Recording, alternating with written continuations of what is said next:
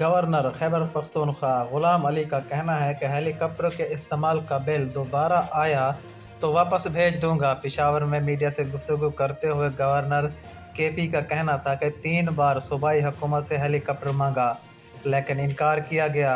गुलाम अली का कहना था कि हेलीकॉप्टर के इस्तेमाल का बिल दोबारा आया तो वापस भेज दूंगा। खैबर पख्तूनख्वा हुकूमत और तर्जुमान बैरिस्टर सैफ के बयान में तजाद है। एक सवाल के जवाब में गवर्नर खैबर पख्तूनख्वा का कहना था इमरान खान को असम्बली वापस आना चाहिए। याद रहे कि चंद रोज़ कबल यह खबर सामने आई थी कि खैबर पख्तूनख्वा हुकूमत ने गवर्नर गुलाम अली को DI खान जाने के लिए हेलीकॉप्टर देने से इनकार कर दिया था।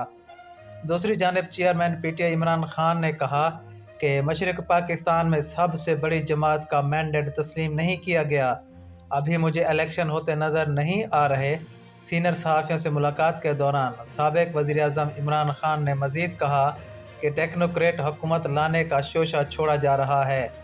हुकूमत से ज़्यादा पीछे बैठे लोगों का इलेक्शन के लिए राज़ी होना ज़रूरी है।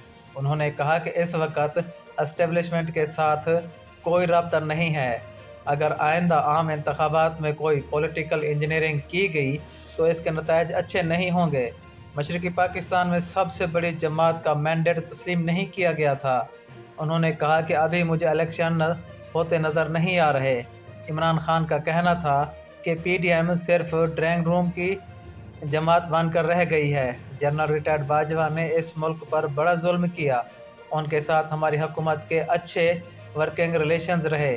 जनरल रिटायर्ड बाजवा के नज़दीक सियासतदानों की करप्शन बेमायनी थी। मुल्क की मईशत की मौजूदा सूरत हाल और PDM की इत्तेहादी हुकूमत पर बात करते हुए उन्होंने कहा कि इस वक्त हम डिफ़ाल्ट के करीब खड़े हैं।